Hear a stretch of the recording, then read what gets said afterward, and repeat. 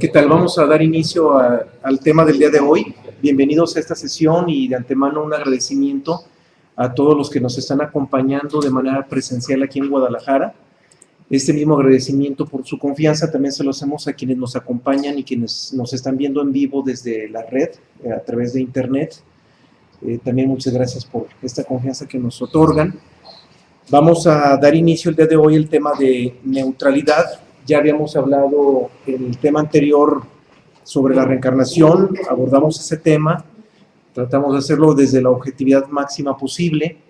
Igualmente vamos a abordar el tema de hoy que probablemente desde su título, la palabra neutralidad probablemente no nos dice mucho. Aparentemente el tema es, pues no sé, sencillo, pudiera no parecer ni siquiera filosófico, menos místico. Es un tema que suena más científico que filosófico. Sin embargo, este tema no solamente es importante, me atrevo a decirles que es fundamental para poder entender cómo afrontar las circunstancias en que vivimos en este mundo, en este plano de existencia. Evidentemente todos afrontamos problemas a diario, en ocasiones muy complejos, en ocasiones muy sencillos, simples. Sin embargo, hay quienes ante problemas complejos se tiene la capacidad para minimizarlos y salir adelante, pero desafortunadamente la mayoría de la humanidad, al carecer de elementos para afrontar la situación y los problemas, cuando son minúsculos, lejos de afrontarlos, los engrandecemos y terminamos ahogándonos en ellos. Y el comportamiento más común de la humanidad es ese.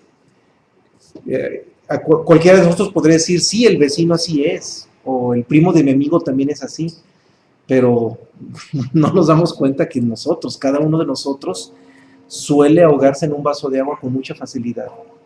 Y es muy común que las cosas fundamentales las veamos como si fueran secundarias y las cosas secundarias las veamos como si fueran fundamentales. Y los problemas de la existencia son secundarios.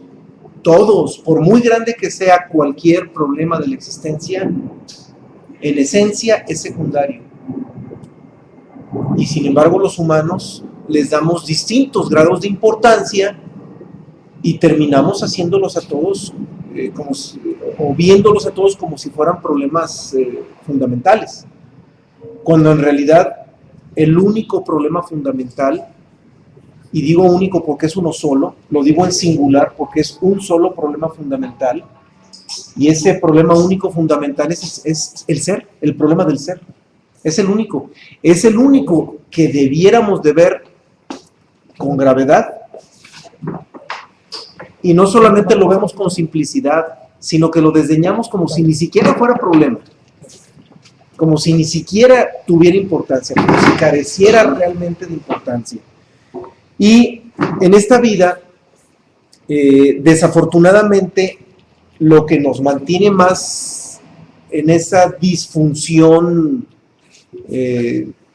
digamos, disfunción de conciencia, y hablo de disfunción de conciencia porque no logramos darle el peso que le corresponde a las cosas. Si nosotros fuéramos conscientes, a cada cosa le daríamos su verdadera proporción, pero no somos capaces de darle su verdadera proporción por esa disfunción de conciencia. Y esa disfunción de conciencia tiene su origen en el casi nulo recuerdo que tenemos sobre nuestro propio origen.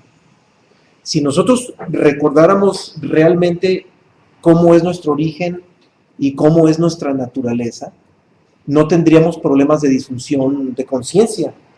Las cosas las trataríamos como son y en la magnitud que realmente les corresponde. Pero desafortunadamente ni siquiera recordamos nuestro origen. No recordamos nuestra propia naturaleza esencial. Entonces, ¿cómo podríamos aspirar a tener esa conciencia que nos que nos permitiera darle a las cosas su verdadera magnitud. Y ante ello, todavía nos metemos en otra peor confusión. O sea, no nos conformamos con la desproporción que le damos a las cosas, sino que cambiamos el sentido de la vida.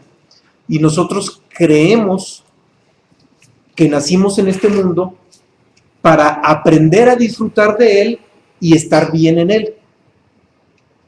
Díganme quién no cree eso. Toda la humanidad sí lo cree. O para no ser absolutistas, el 99.99% de la humanidad, porque algún pedacito tiene que existir de excepción, ¿verdad? Pero sí, la infinita mayor parte de la humanidad cree que nacimos para aprender a ser felices aquí y estar muy bien aquí. No, y quienes llegan al extremo de creer que llegamos a este mundo para conquistarlo. Todavía peor, imagínense el extremo de arrogancia en que nos llegamos a meter alguna vez en la vida. Y no hay que culparnos a nosotros mismos, así fuimos educados. O sea, desde nuestra educación, así fuimos formados, creyendo que vinimos a este mundo para conquistarlo. Y no nos damos cuenta que estamos aquí por accidente. Y que si estamos aquí, en términos esenciales, no hay un propósito real del por qué estamos aquí. Y ante el vacío de un propósito real del por qué estamos aquí, pues el único propósito que podría sustituir o llenar ese vacío es entender cómo podríamos hacerle para retirarnos de donde nunca debimos haber llegado. Ese se convertiría en el único propósito legítimo. Y evidentemente para retirarnos de este lugar, que es donde nunca debimos de haber llegado, pues el propósito es en el ser. Porque si descubrimos nuestro verdadero ser y descubrimos nuestra verdadera naturaleza, inmediatamente nos llega la conciencia de que la naturaleza de nuestro ser es absolutamente distinta a la naturaleza de este mundo. Y cuando descubrimos que nuestra naturaleza de nuestro ser es absolutamente distinta a la naturaleza de este mundo, entonces nos queda claro que definitivamente no tenemos, esencialmente hablando, no tenemos mucho que hacer aquí. Lo único que tendríamos que hacer es buscar la manera o buscar la forma consciente en que podríamos retirarnos, y no violentamente, no en rechazo, no en desilusión, simplemente retirarnos. Este no es mi lugar, busco mi verdadera morada. Jesucristo lo dijo claramente. Esta no es nuestra morada. Hay un pasaje en la Biblia que no solamente dice que este no es su mundo, sino que sus apóstoles dice, ustedes tampoco son de aquí. Literalmente le dicen sus apóstoles, ustedes tampoco son de este mundo. Y la neutralidad, que es el tema de hoy, viene siendo como la clave única para poder desvincularnos gradualmente de esa ilusión con la que fuimos educados y formados desde pequeños, que la vuelvo a repetir, esa ilusión de creer que llegamos a este mundo para aprender a estar bien y a ser felices aquí. Y pues, claro que no es posible. Pues, si esta pregunta se la lanzamos a 1000 personas, ¿eres feliz? De esas 1000 personas, a lo mejor unas cuantas van a decir que sí, pero las que digan que sí, no se van a dar cuenta que el año que entra no va a ser lo mismo, que el siguiente año no van a poder decir lo mismo, que a lo mejor transitoriamente pudo haber habido una circunstancia en la que pudieron haber dicho, sí soy feliz, pero nomás se mueven unos cuantos ingredientes. ¿Y dónde quedó esa felicidad? ¿Qué pasó? Entonces, la misma naturaleza nos está enseñando que en este mundo no es posible obtener la felicidad. En este mundo la única posibilidad que se nos ofrece es tener pequeños espacios de felicidad. Y desafortunadamente son muy pequeños. Para nuestra mala fortuna son muy pequeños. pero somos tan tontos que a veces nos conformamos con esos pequeños espacios de felicidad, como si esos pequeños espacios llenaran el vacío de esa incertidumbre tan grande en la que vivimos durante toda la existencia. Y que como llegamos, nos vamos. Llegamos ignorantes y nos vamos ignorantes y ya no sabemos por dónde quedó el hilo de las cosas.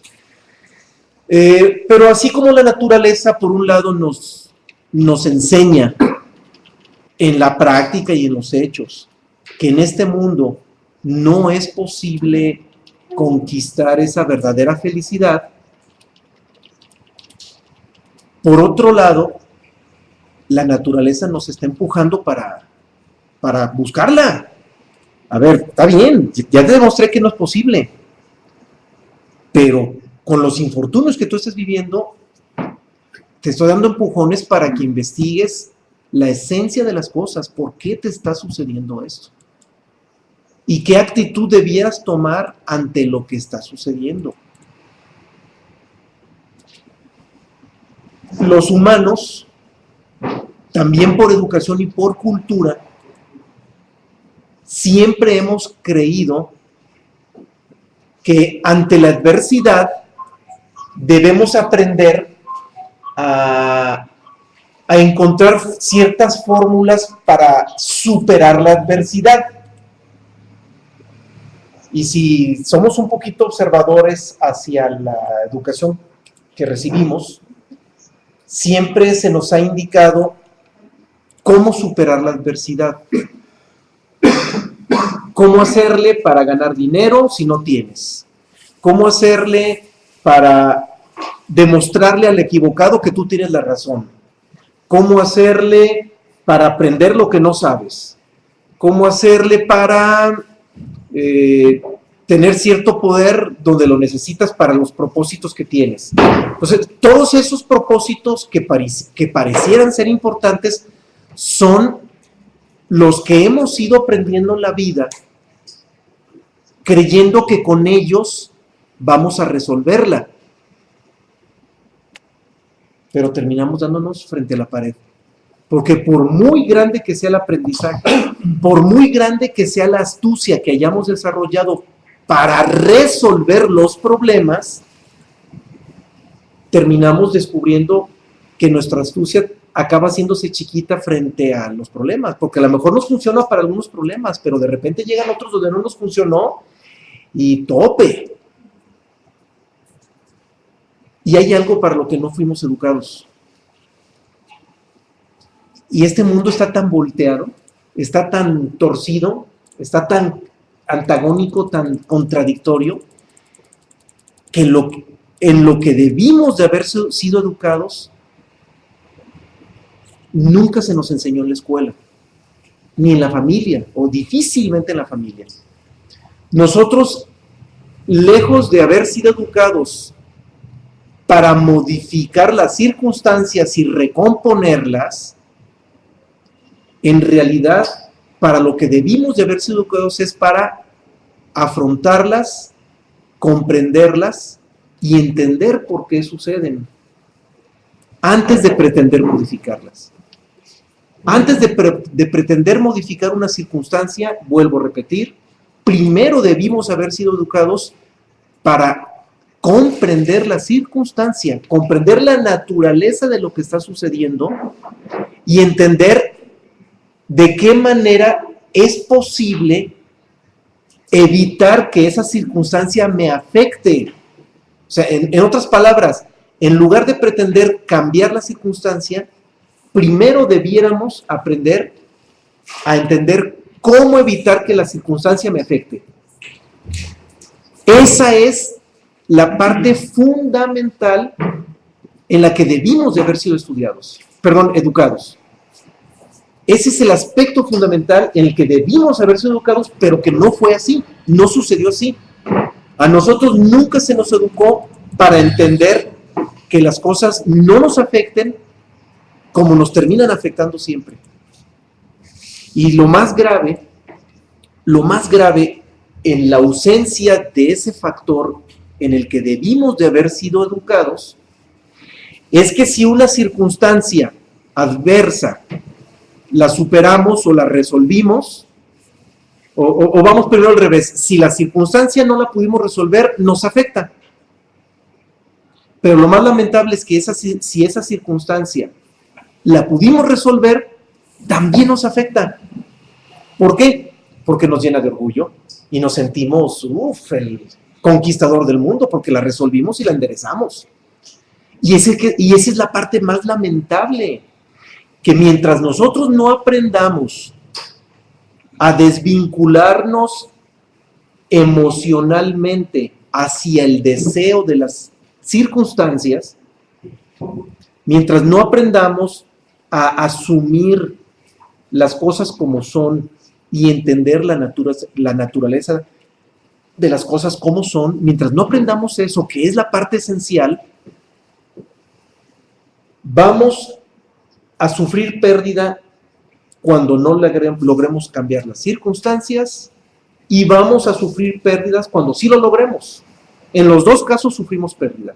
Una, por la frustración de no haberlo hecho, y la otra, por el envanecimiento egoico de que sí lo hicimos.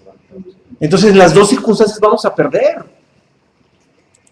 Y si vamos a perder en las dos circunstancias, es indiscutible que necesitamos urgentemente aprender algo que nos permita ganar en cualquiera de las dos. Ya no digo en una, en las dos. Bueno, ese algo es la neutralidad, que es el tema de hoy. Y la neutralidad solamente surge cuando logramos descubrir la esencia de las cosas, y al conocer la esencia de las cosas, comprendemos por qué nos afectan, por qué somos lo suficientemente tontos para que nos afecten, y qué relación tienen las cosas externas con nuestro ser interior. Bueno, si respondemos a esa pregunta última, ¿qué relación tienen los fenómenos externos con nuestro ser interior? Ninguno. Si afuera de nosotros explota una bomba atómica y se lleva toda la ciudad o todo el país, nuestro ser permanece intacto. Intacto. Completamente intacto. Entonces, la neutralidad, insisto, es un factor que se va a dar cuando logremos entender la esencia de las cosas y entender que a nivel del ser no tiene por qué afectarnos. Ahora, de momento podríamos pensar que la neutralidad es una ley universal, pero no es así. Las leyes universales son las que nos permiten comprender cómo son las cosas, cómo suceden el acontecer de los fenómenos de la naturaleza. A través de las leyes universales comprendemos maravillosamente cómo se mueven todos los hilitos de la existencia. Pero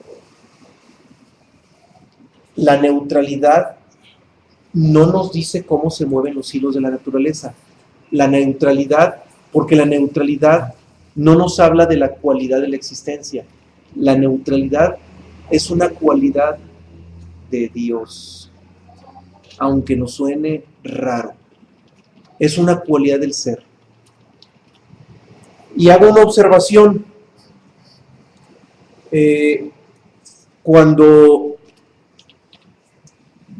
observamos el comportamiento de la naturaleza, de la vida, a través de las leyes universales, se nos agudiza la visión sobre lo que sucede. Ya abordamos algunas leyes universales, ya estudiamos algunas de ellas, y pues ya hemos ido descubriendo cómo al observar o al aplicar las leyes universales, pues descubrimos muchas cosas que antes no veíamos. Pero no estamos aquí tampoco para utilizar las leyes universales a nuestro favor y entonces sí manipular las cosas para que sucedan como a mí se me antoja. Ese no es el propósito del conocimiento de las leyes universales. Ese sería un manejo egocéntrico del conocimiento de las leyes universales, lo que es peligrosísimo. Porque si alguien que conoce las leyes universales aplica ese conocimiento para modificar las cosas a su favor, lejos de tener un proceso de libertad interior, al revés, se ancla más en los intereses de este mundo y se mete en problemas mucho más graves de los que hubiera imaginado. Y desafortunadamente hay grupos esotéricos, incluso fraternidades muy grandes, muy numerosas, que estudian las leyes universales para el manejo de su propia conveniencia. No doy nombres porque no venimos a juzgar a nadie, pero en su momento yo creo que no les va a resultar a ustedes difícil identificar a cualquier secta que caiga en ese tipo de manejo. Pues bien, cualquier cualidad de Dios, y eso ustedes lo van a ver a través de los libros universales, no es algo que yo esté sosteniendo o afirmando, porque nosotros no venimos a afirmar nada ni a sostener nada. Venimos a poner sobre la mesa los ingredientes que la universalidad nos va ofreciendo. Entonces, existen las leyes universales que son las que regulan este mundo. Y existe la ley del uno, de la que habló Jesús de Nazaret, que es la ley de Dios. En Dios no puede haber varias leyes, porque como Dios es la unidad absoluta, en Dios hay una sola ley. En la naturaleza, en la existencia, sí hay muchas, porque estamos en la división. Bien, pues la trascendencia de la ley universal en la existencia se produce a través de la ley de la unidad de Dios. El problema es que la ley de la unidad de Dios, aunque sea una sola ley, puede llevar distintos nombres, pero es una sola. Lo que pasa es que nuestra mente, como no comprende la unidad, nuestra mente solamente comprende la división, y como nuestra mente no comprende la unidad, a la ley del uno, que es la única ley de Dios, le hemos dado distintos nombres como si fueran cosas distintas, pero en realidad es una sola ley. Jesucristo a esa ley única le llamó amor.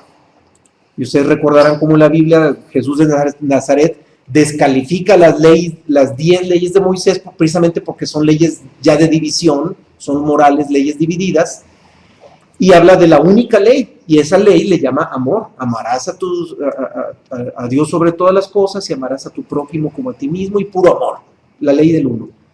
Pero esa ley de amor, que es la cualidad de Dios, no es la única, o más bien es la única, pero nosotros la hemos visto desde distintos ángulos y le hemos dado distintos nombres. Esa ley del uno, que es amor, también puede ser paz, unidad. También puede ser unidad, también puede ser libertad,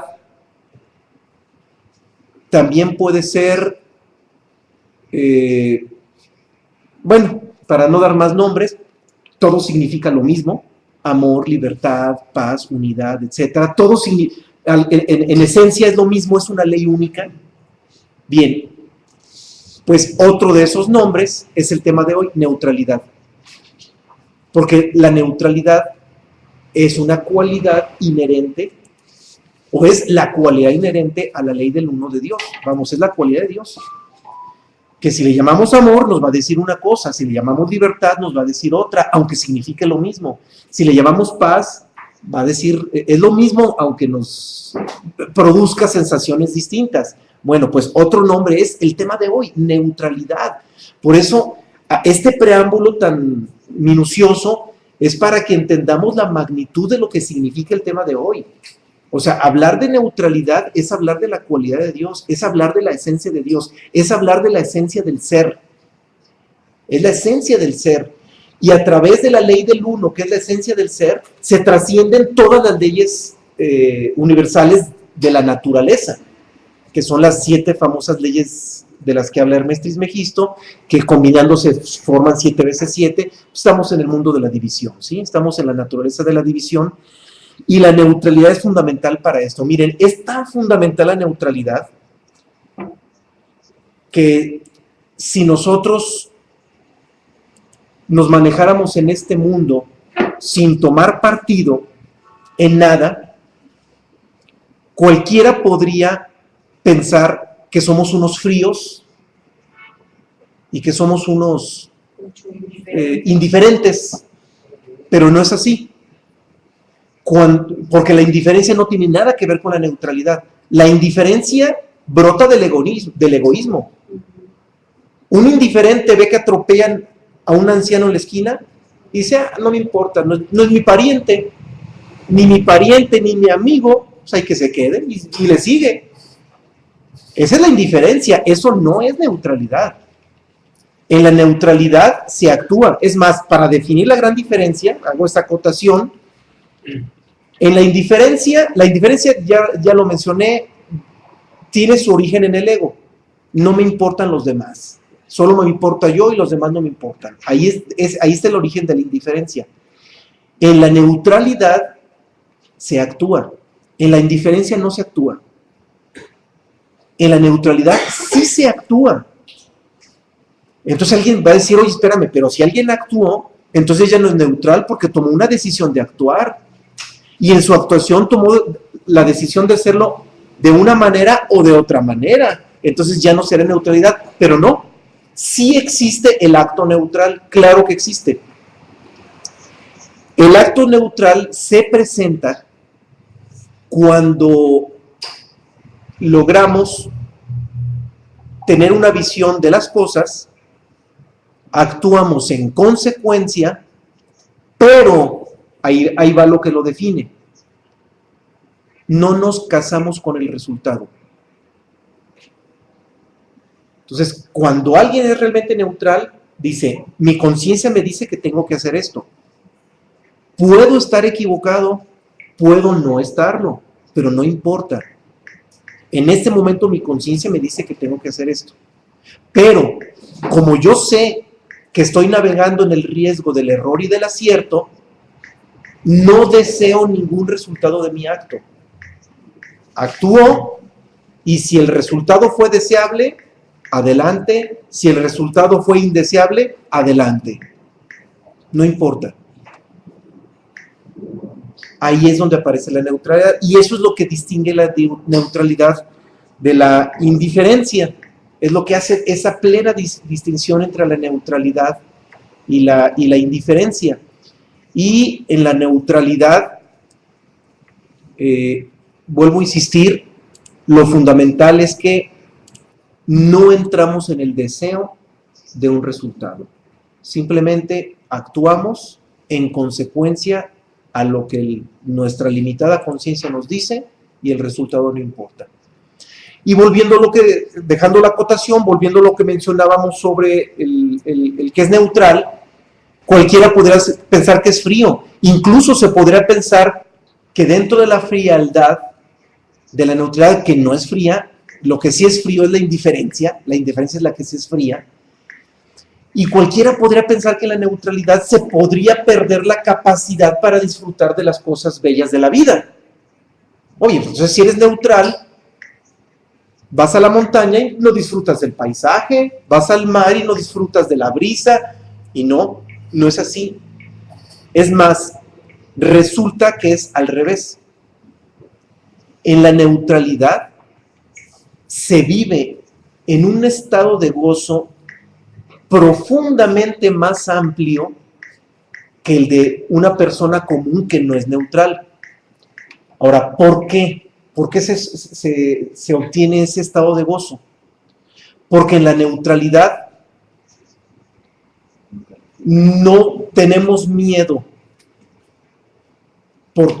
por el riesgo de no obtener un resultado y tampoco sufrimos el resultado adverso. Entonces no vivimos en la neutralidad, no se vive con el miedo de no obtener y tampoco se vive con la frustración de no haber obtenido. Y cuando alguien logra, lo que pasa es, miren, disculpen la interrupción, me interrumpí a mí mismo. Cuando alguien logra la neutralidad, descubre algo que nosotros debiéramos de descubrir en la vida. Siempre vivimos con miedo. O sea, siempre vivimos con deseo y con miedo, permanentemente.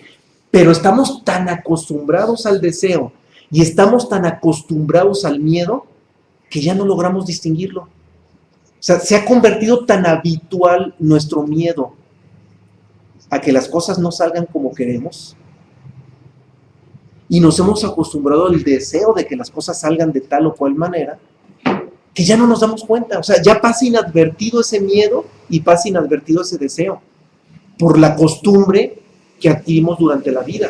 Y esa densidad que cargamos sobre la espalda de ese miedo, de ese temor permanente, ya no lo reconocemos. No logramos reconocerlos porque ya lo percibimos como si fuera algo plenamente habitual, algo inevitable, algo natural, algo normal, y así sucede. Cuando alguien por primera vez descubre el estado de la neutralidad, que vuelvo a insistir, es una cualidad del ser, o es la cualidad del ser, entonces descubre que es posible gozar este mundo, pero con un gozo muy distinto al gozo que pretendemos a través del deseo. Y hasta los deseos más sutiles vienen siendo deseos. El deseo de que nuestro hijo sea sano, el deseo de que nuestra pareja tenga tales cualidades, el deseo del amor. Es más, hasta el deseo de Dios. Pues por muy sutil que nos parezcan, todos los deseos son densos y todos producen densidad y todos nos nublan la razón. Todos esos deseos terminan nublando nuestra razón. En la neutralidad, que insisto, es la cualidad del ser, logramos experimentar un estado de gozo, o el estado de gozo que está detrás del deseo y del miedo. Logramos gozar las cosas como son, sin temor a la pérdida y sin miedo a la frustración y sin todas esas densidades que se acumulan por los vaivenes de la dualidad y de la polaridad. Entonces, es algo fundamental. Ahora, el estado de neutralidad es tan fundamental que me atrevo a decirles algo que pudiera parecer muy aventurado. Pareciera aventurado, pero no tiene nada de aventurado. Si alguien de nosotros lograra tener a su psiquis en un estado de plena neutralidad, en ese momento vive la iluminación. Y no es aventurado lo que estoy diciendo. En un estado de plena neutralidad, cualquier humano se ilumina. La iluminación llega inmediatamente, de manera espontánea, de manera clara, de manera plena, Es incluso el gran secreto para la iluminación. ¿Por qué? Porque es la cualidad del ser. Así como Jesús de Nazaret dice que cualquiera se ilumina a través del amor, claro que es cierto. También nos podemos iluminar a través de la libertad, claro que es cierto. Nos podemos iluminar a través de cualquier cualidad del ser, porque la cualidad del ser es la que trasciende todas las leyes universales. Bueno, entendamos que la neutralidad también es la cualidad del ser, que es la misma. Hablar de amor es hablar de neutralidad. Hablar de neutralidad es hablar de paz. Hablar de paz es hablar de libertad. Y así sucesivamente, porque todas esas cualidades del ser son una misma. Pero ahora, en lugar de hablar de amor, para que no nos veamos muy místicos, porque en un sermón religioso en el que se hable de amor, la verdad, se habla de puro amor relativo, de pura ficción de amor, porque los humanos hoy por hoy no tenemos ni la menor idea de lo que es el verdadero amor, que es el amor absoluto. Solamente vivimos el amor relativo, y lo digo con ese término a la luz del tema que ya vimos de la relatividad. Entonces, en un discurso de amor, pues terminaría siendo un discurso muy místico, probablemente muy emotivo, pero pues esa emotividad no nos lleva a nada. Sin embargo, si hablamos de neutralidad y experimentamos esos estados de neutralidad, bueno, pues no es difícil suponer y tampoco es aventurado decirlo con toda claridad. En un estado de plena neutralidad se experimenta el amor absoluto. Se experimenta la paz absoluta, se experimenta la libertad absoluta, se experimenta el ser. La gran ventaja de ver la cualidad del ser a través de la neutralidad es que nuestra psiquis lo puede comprender un poquito más fácilmente que si hablamos de amor, que si hablamos de libertad, que si hablamos de paz, etcétera, etcétera. La palabra neutralidad nos puede decir algo muy fresco y lo vamos a descubrir ahorita. Y esa certeza de que la iluminación puede llegar espontáneamente a través de la neutralidad es tal que si nos detuviéramos a leer un poquito a Gurdjieff, nos vamos a encontrar con un pasaje que para mí es genial. Es más, con este pasaje Gurdjieff nos enseña todo lo que aprendió en el monasterio de Bokhara. En unas cuantas líneas Gurdjieff nos puede enseñar, nos enseña la plenitud de todo lo que aprendió durante su estadía en ese famoso monasterio sufi de Bokhara, de donde él salió iluminado. Y esa clave es maravillosa y simple. Nos describe Gurdjieff que cuando él llegó al monasterio, después de haber pasado por muchas pruebas, él y algunos amigos de él que lo acompañaban, pasaron por muchas pruebas para poder ser admitidos en ese monasterio. Bueno, la primera de esas grandes pruebas fue encontrar el monasterio, porque es un monasterio que está escondido en el desierto de la zona de Anatolia, del Cáucaso, cercano al valle de Anatolia, del sur de Rusia. Y la primera gran prueba fue encontrar el monasterio, porque insisto, no cualquiera, nadie sabe dónde está ese monasterio. Y aun cuando logra, después de 1000 peripecias, descubrir dónde está y llegan al monasterio, a ver, detente, espérame, primero vamos a ver si entras. Y después de todas las pruebas que pasan y que afortunadamente les permite acceder, cuando ingresan al monasterio, le ponen a Gurdjieff una placa colgada del cuello con un letrero. Esa placa tenía un letrero que decía: estoy molesto, por favor, no me tomen en serio. Así decía la placa: me siento negativo, me siento molesto, por favor, no me tomen en serio. Bien, pues esa placa tenía un lado opuesto. Del otro lado de la placa decía: me siento feliz, me siento muy contento, por favor, no me tomen en serio. Bueno, esa placa es la llave mágica para la iluminación. Cuando entró al monasterio le dijeron: esa placa la vas a tener siempre colgada de tu cuello, siempre. Cuando te sientas molesto, la pones de un lado.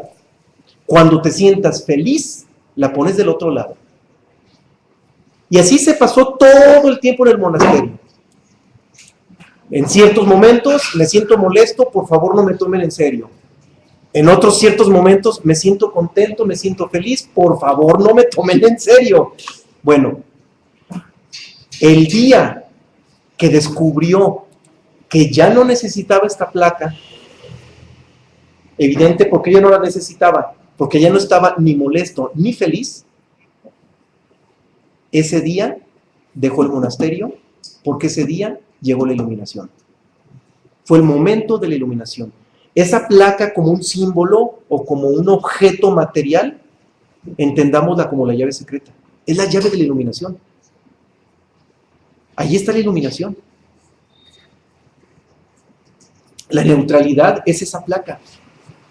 Pero como nosotros no sabemos estar en neutralidad, tenemos que ser muy observantes de en qué momento estamos disgustados y comprendemos que nuestra objetividad está nublada, nuestra conciencia está nublada porque estamos deprimidos o molestos,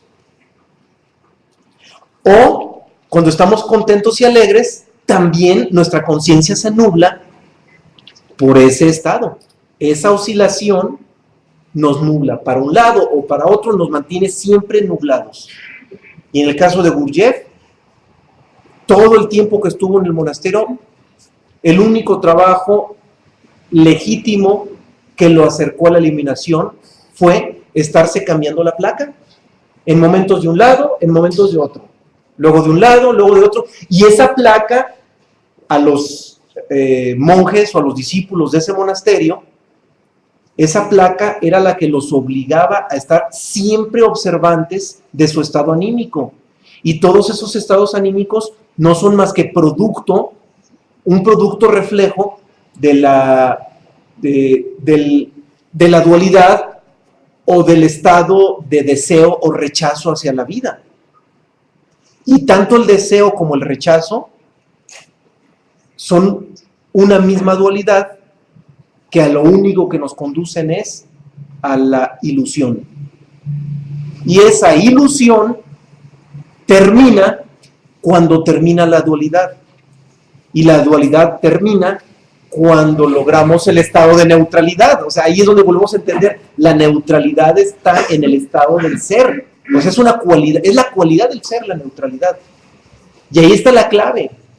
Claro, ha habido monjes en monasterios que han alcanzado la revelación a través de la conquista del amor absoluto. Aquí ha habido yogis que han alcanzado la iluminación a través de ese estado de paz interior, de ese estado de quietud, ese estado estático de la quietud.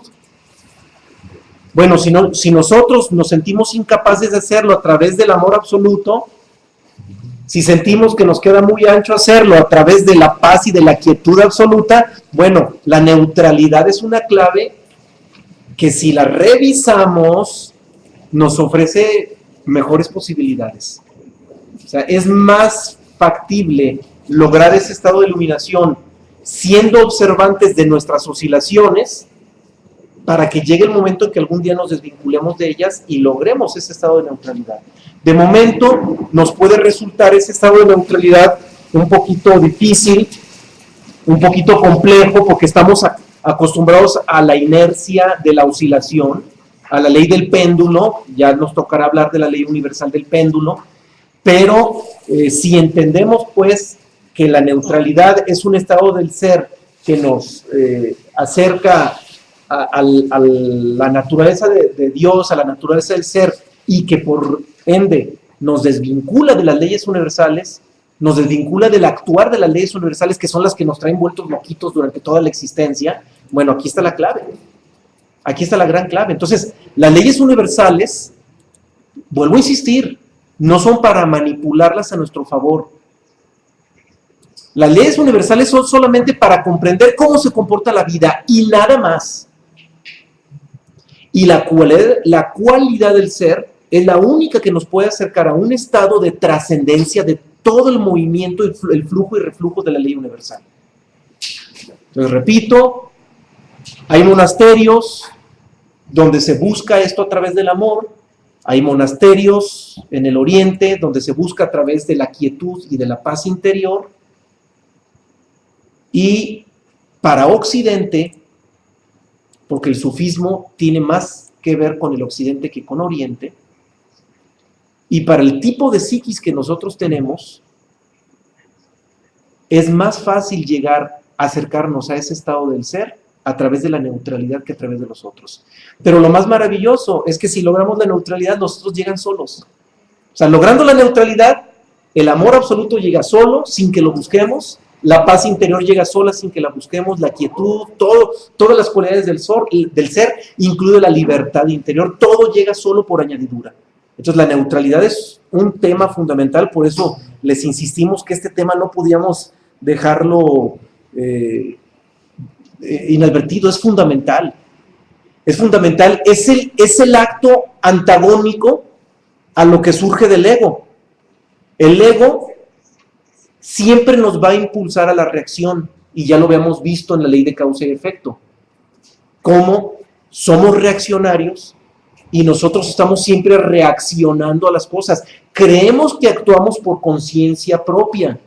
Sin embargo, descubrimos que al final de cuentas todos nuestros actos son mecánicos y producto de una reacción en la que se atraviesa el ego, por supuesto, y todas las reacciones que creemos que son actos libres, en realidad son puras reacciones. Los humanos reaccionamos sistemáticamente.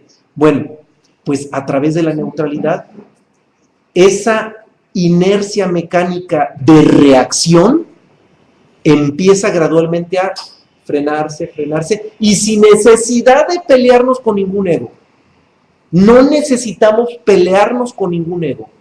Basta con que nos acerquemos a esos estados de neutralidad que solamente se pueden obtener a través de la observación, observando cómo oscilan nuestros estados emocionales y mentales.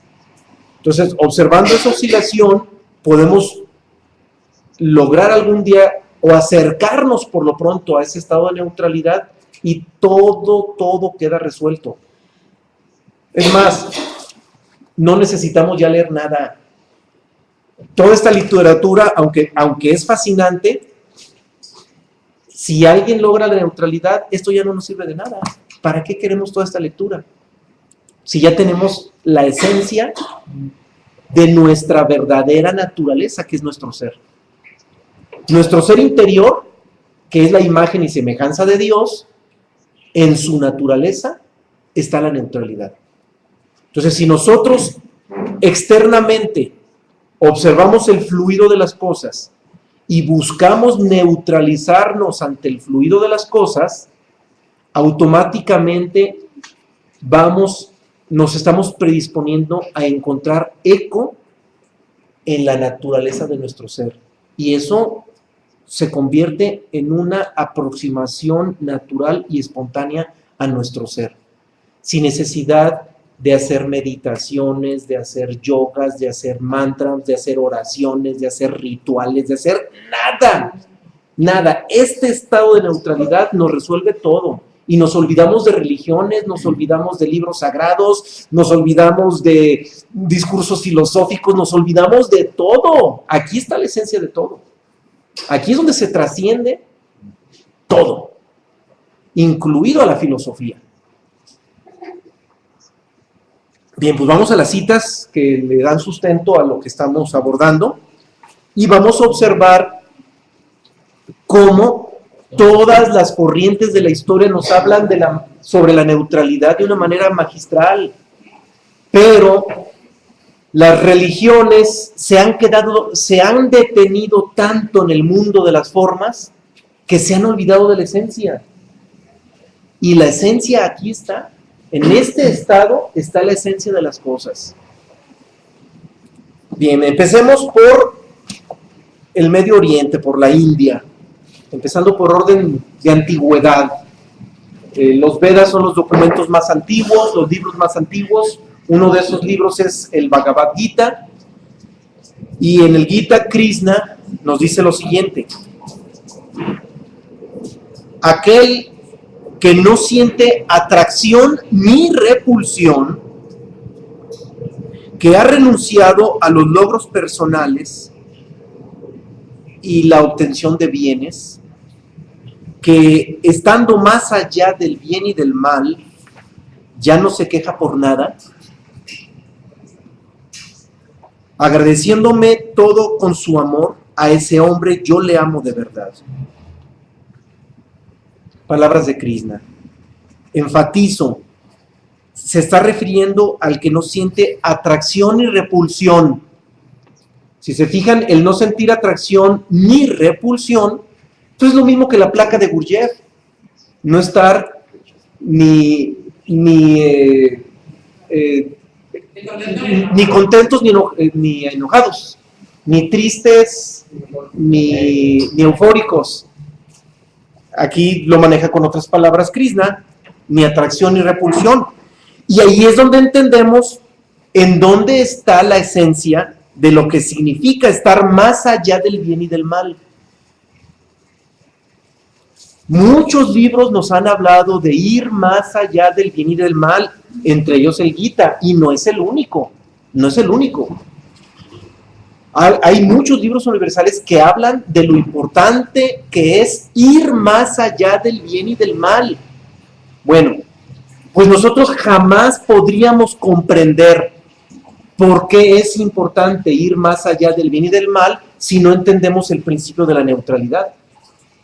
Si no comprendemos la esencia de la neutralidad, jamás vamos a entender en dónde está la importancia de ir más allá del bien y del mal. Eso nunca lo entenderíamos.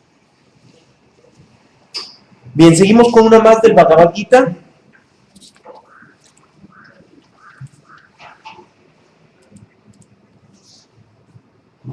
El que no es perturbado por las penas ni anhela las alegrías, ya desapegado de los placeres y estando más allá de la pasión, este es un sabio de mente equilibrada. Bhagavad Gita.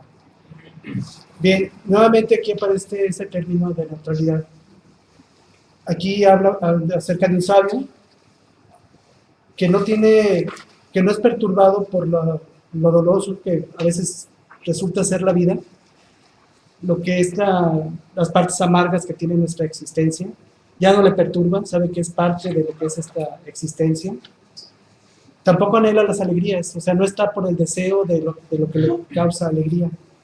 Siempre sencillamente está fluyendo a través de la existencia, pasando esa existencia, si tiene que pasar por cuestiones muy amargas en su existencia, o una enfermedad o lo que sea, no se perturba.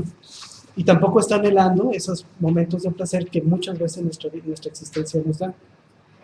El estar desapegado no es estar con un desinterés a la vida, ¿no? Simple y sencillamente no se espera ningún resultado. Simple y sencillamente se acepta lo que está pasando en ese momento. Y estando más allá de la pasión, bien, cuando somos jóvenes tenemos mucha pasión por la vida, porque todo nos perturba o todo nos provoca un deseo o un anhelo por ser algo, por ser alguien.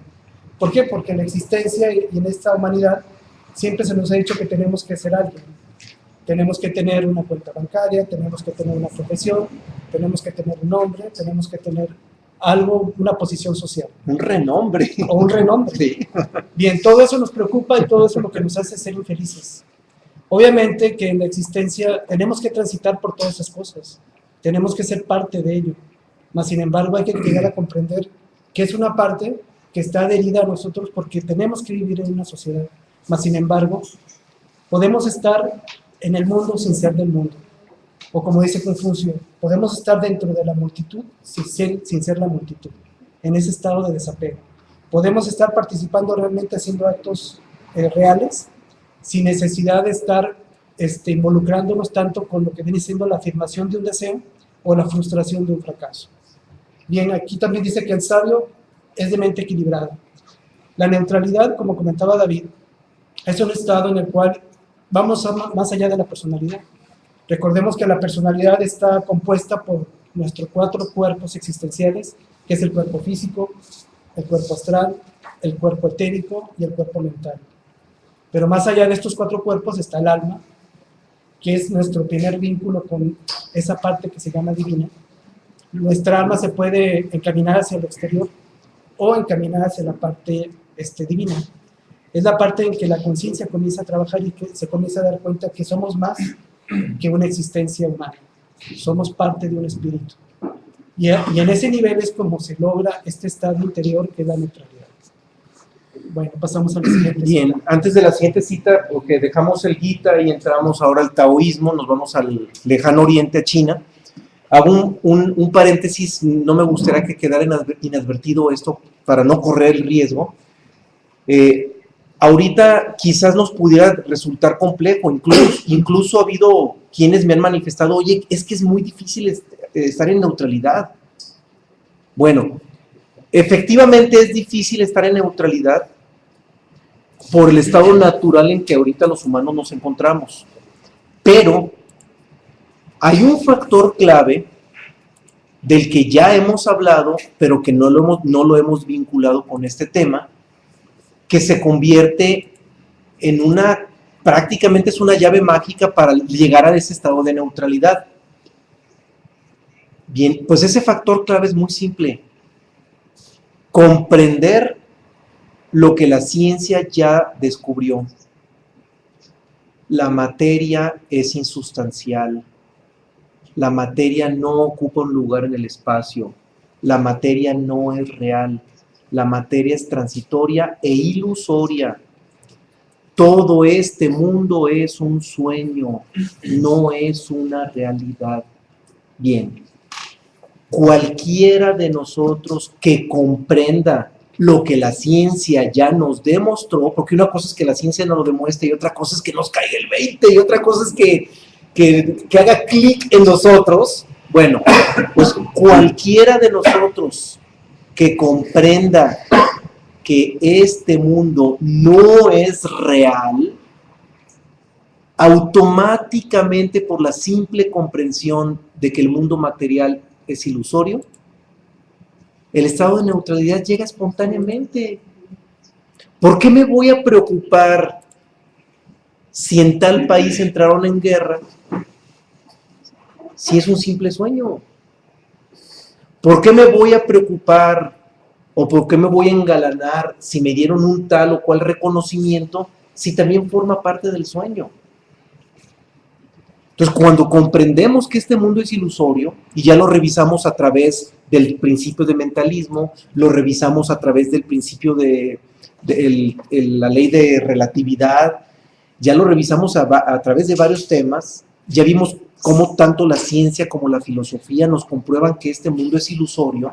Bien, pues soy insistente, disculpen lo enfático, solo por la comprensión de que este mundo es ilusorio, nomás por esa simple comprensión, la neutralidad nos llega espontáneamente, porque ya no nos preocupan los resultados de las cosas, al final de cuentas es un sueño. ¿Qué nos preocupa lo que suceda en las cosas si es un sueño? Cuando nosotros estamos dormidos y despertamos al plano físico, estamos dormidos en el astral y despertamos al físico. Si era una pesadilla, mientras vivíamos la pesadilla estábamos sufriendo, pero cuando llegamos al plano físico, era un sueño, ya, a volar y se acabó todo. Instantáneamente nos neutralizamos del sueño que estábamos viviendo. O al revés, si estábamos soñando que éramos millonarios, o si estábamos soñando que hicimos un atentado terrorista y que Alá nos recibió con 10,000 vírgenes, 11,000. 11,000, perdón, me equivoqué la cifra. Faltaban 1,000. Bueno, en cualquiera de los sueños, si despertamos y automáticamente decimos, era un sueño. Y en cosa de segundos nos neutralizamos y dejamos el sueño en el pasado y se nos borra de la cabeza. Bueno, eso nos debiera de suceder en el plano físico. Si nosotros nos salimos del sueño en el plano físico, automáticamente nos neutralizamos hacia todo lo que haya acontecido en el plano físico, porque también es un sueño. Con respecto al sueño del astral, pues no nos es difícil neutralizarlo, porque en nuestra conciencia ya nos dice que es un sueño. Pero en este momento nuestra conciencia todavía no le queda claro que el plano físico también es un sueño. Por eso nos cuesta trabajo la neutralidad, porque todavía nuestra conciencia equivocadamente nos dice que lo que aquí está sucediendo es real. El día que vuelvo a insistir, el día que seamos conscientes de lo que la ciencia ya nos comprobó, la física cuántica ya lo comprobó, y que la filosofía también lo comprueba, que este mundo es ilusorio, es un sueño, por esa simple comprensión, la neutralidad llega sola, espontáneamente. Y si la neutralidad llegó sola, espontáneamente, pues también espontáneamente llega el amor, llega la paz, llega la libertad, y llega todo lo que engloba la cualidad del ser. Entonces, si nos damos cuenta, la ruta no es difícil, pero nosotros la queremos hacer difícil. Es más, descubramos algo importantísimo. Esta ruta es difícil solamente a la medida en que nosotros nos resistimos a recorrerla, porque difícil no es. Que comprendamos que esto es una ilusión no es difícil, pero no queremos. Oye, pues si ya me gané el año pasado juntando mis ahorros de mi salario, quién sabe cuántos miles, ¿cómo voy a renunciar a creer que son reales esos miles de pesos que me gané? ¿Cómo voy a renunciar a eso? Y si tengo hambre, tengo que comer. Cualquiera de lo Aunque que sean ganancias o sean necesidades o sea lo que sea. O sea, nosotros no queremos renunciar a los enganchamientos que tenemos por culpa del deseo de todo lo que aquí en este mundo hay. Pero vuelvo a insistir, bastara nada más con la conciencia del no ser, es decir, con la conciencia de la insustancialidad de la existencia, con eso será suficiente para que la neutralidad solita llegue espontáneamente, y al llegar a la neutralidad llega la iluminación, llega el amor, llega la paz, llega todo, y tenemos conquistado todo, que es lo único verdadero que sí tenemos, que es nuestro ser interior. La única parte real que sí tenemos, que es nuestro ser, se libera, y entramos en contacto con ello. Pero bueno, insisto, la ruta es difícil a la medida en que la queremos hacer difícil. Eso depende de nosotros. Si queremos que sea fácil, va a ser fácil. Si queremos que sea difícil, va a ser difícil. Bien, vamos ahora sí con el Tao Te Ching. Nos vamos al lejano oriente, la antigua China, y Lao Tse en el Tao Te Ching nos dice: no alabando al ilustre, se mantiene al hombre alejado de la rivalidad. No valorando lo precioso, se mantiene al hombre alejado de la codicia. No revelando lo deseable, se mantiene el corazón del hombre alejado de la confusión. ¿Qué es lo que nos plantea Lao Tse? Que los problemas en la psiquis del hombre comenzaron precisamente cuando a los objetos externos se les empezó a dar valor. En el momento en que se le empieza a dar valor a los objetos externos, en ese momento los humanos nos salimos de la neutralidad, entramos al deseo y entramos a la fluctuación del deseo-rechazo. Y empieza la ilusión. O sea, ahí Lao Tse prácticamente nos está describiendo cuál es la circunstancia que produce que el humano se mete en ilusión. Es evidente que nuestros microcosmos, cuando se introducen en cuerpos animales por primera vez, seguían siendo libres, seguían siendo iluminados. Tan así es que metafóricamente en la Biblia se describe en el Antiguo Testamento cómo Eva prueba la manzana, no perdamos de vista que es un símbolo, prueba la manzana y dice: me dijeron que iba a ser peligroso y no ha pasado nada. Mira, Adán, pruébala, descubre que no pasa nada. Y ahí va Adán de tarugo y la prueba. Y todavía más tarugo que dice: de veras, no pasa nada. Es cierto, no pasa nada.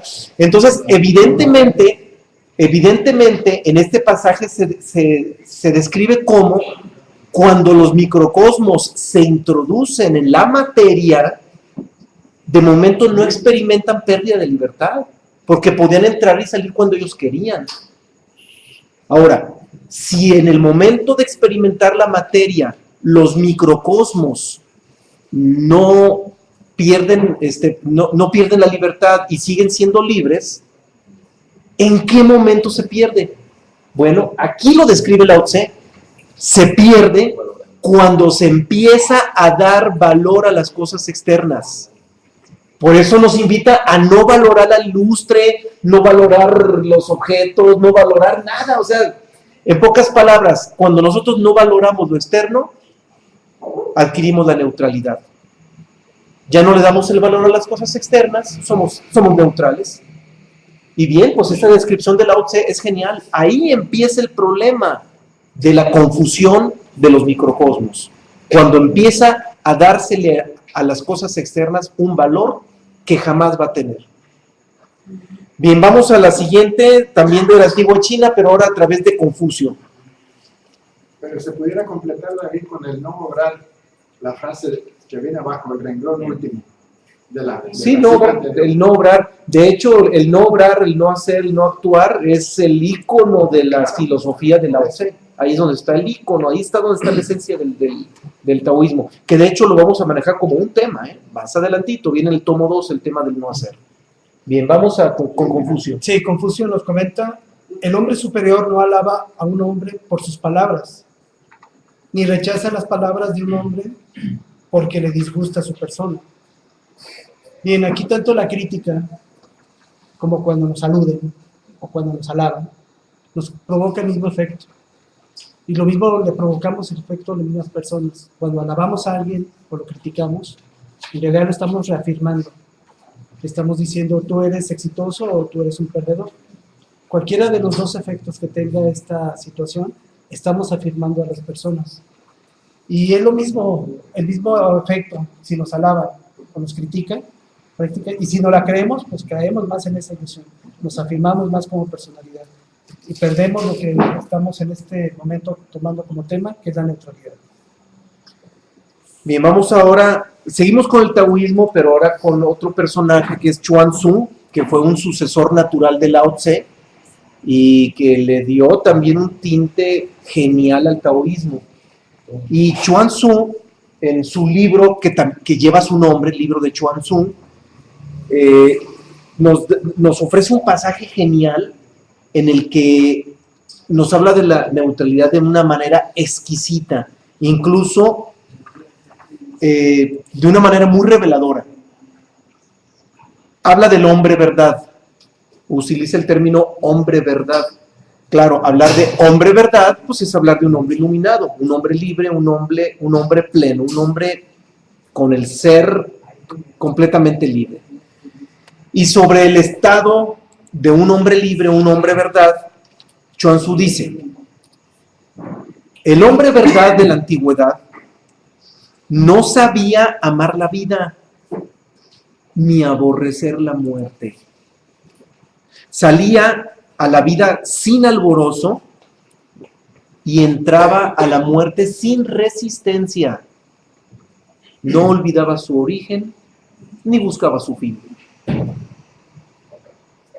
Son palabras profundísimas para hablar sobre la neutralidad. Profundísimas. Primero, fíjense el antagonismo con un hombre natural en estado de ilusión.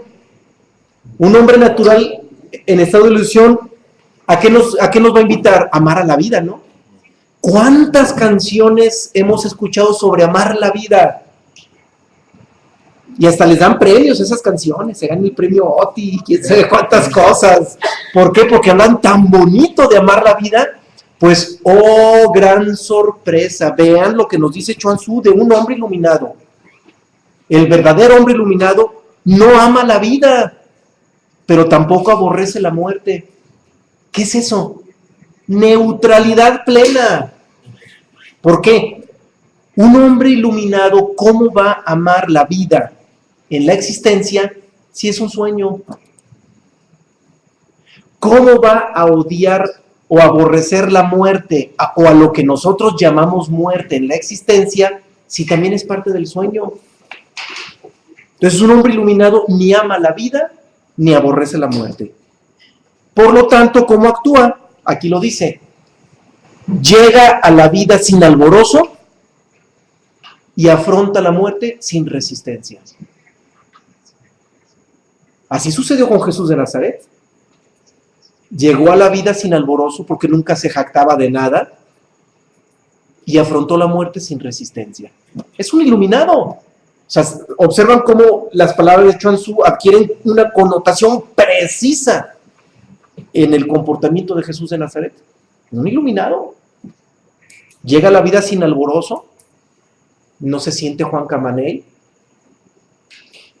Nunca van a encontrar en la Biblia discursos parecidos a los de las canciones que ganan los premios OTI, que nos invitan a amar la vida y a luchar por ser mejor.